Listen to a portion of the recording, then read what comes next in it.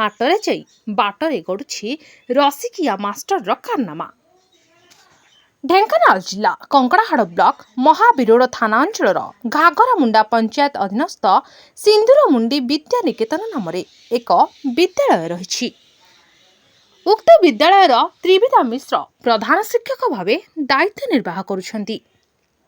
प्रधान शिक्षक Shri Mishra Parjang block पत्थरखुंब grammar Ranjan Kumar Sahu झील जाज्ञसिनी साहू महाबिरोड़ थाना अंचल मझिका ग्रामर सहदेव साहू पुओ संजय साहू सहित विवाह करथिले। वर्तमान जाज्ञसिनी 4 वर्षर संतान थिबा जଣାपड़िछि। विद्यालयर प्रधान शिक्षक श्री मिश्र मझिका ग्राम जाज्ञसिनी को अंगनवाड़ी कर्मी भाव नियुक्ति कराइदेवा नारे आज को प्राय 3 वर्ष धरी उभयों मध्य शारीरिक संपर्क रखा वर्तमान अंचल चहल सृष्टि करछि। कारण रसिकिया प्रधान शिक्षक श्री मिश्र आगरू एही कारबार रे 7 थर जड़ित थिबा अंचलवासी को चकित कर दैछि। एपरी घटना को नहीं कोर्ट को आसिबा और पुलिस एहाकु तदंत परिसर को आनिथिबारु एहार कारनामा जଣା पड़ितला। एहार मध्यरे जेपरी कथारे अछि माया रे बाया, ठीक सेही परी रसिक प्रधान शिक्षक माया जालरे छंदी होई जाइछंती जाज्ञसिनी।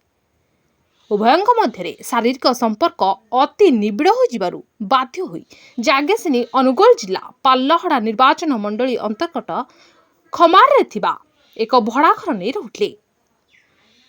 जाज्ञसिनी रहुतबा घर भड़ा बाबद रसिकिया प्रधान शिक्षक घर मालिक को प्रत्येक मासरे टंका परिशोध करथांती। भड़ा घरे रहुतबा जाज्ञसिनी पाखकू कालपात्र नहीं प्रधान शिक्षक श्री मिश्र जाई सेठारे शारीरिक संपर्क रखिबा एवं परमुहूर्त एमानक चरित्र घर मालिक नजर रे पड़िबा एमानक पई आहुरी अड़ुआ बंधन रे पकाइतिला। एहा परे सेठारु उभय संबलपुर बीएसएस मार्ग रे रहिथिबा साकेट नामक होटेल ले 2 दिन एवं 2 राति कटाई भड़ा नेथिबा घर को आसिथिले। गत एप्रिल मासरे मास पूरीबा को 10 दिन थिबा बेले घर भड़ा बाबद को 3790 टंका पैठ करी सेठारु घर बाहुड़ा होइथिले। घटना जानिपारी चरित्र संहार पिशाची प्रधान शिक्षक नाम विद्यालय कमिटी पक्षरु स्वतंत्र बैठक करा जाई विधिवत भावे आलोचना करा, किंतु घटना अन्यत्र पर्दाफाश न करिबा पाई शिक्षक मोटा अंकर टंका लोभ दिखाई किपरि घटनारू मुक्ति पाइबे योजना चलाइथिबा बेले घटना को केंद्र करी विद्यालय परिचालना कमिटी पक्षरु चरित्र संहार श्री मिश्रଙ୍କ विरुद्ध रे दृढ़ कार्यानुष्ठान नेबाकू समस्त प्रकार प्रयास जारी रखिछंती।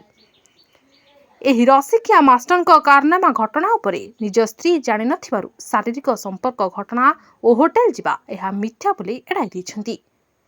अन्य दिगरे एपरी घटना को आधार करी विद्यालयर परिचालना कमिटी अभिभावक मंचर जनाशुना वयोज्येष्ठ व्यक्ति मानक बैठक गुरुवार दिन बसिथिला। एही बैठक रे रसिकिया मास्टर पहुंची क्षमा प्रार्थना मागिथिबार सूचना मिलछि। कामाख्यानगर प्रकाश कुमार पात्रଙ୍କ रिपोर्ट द न्यूज टुडे।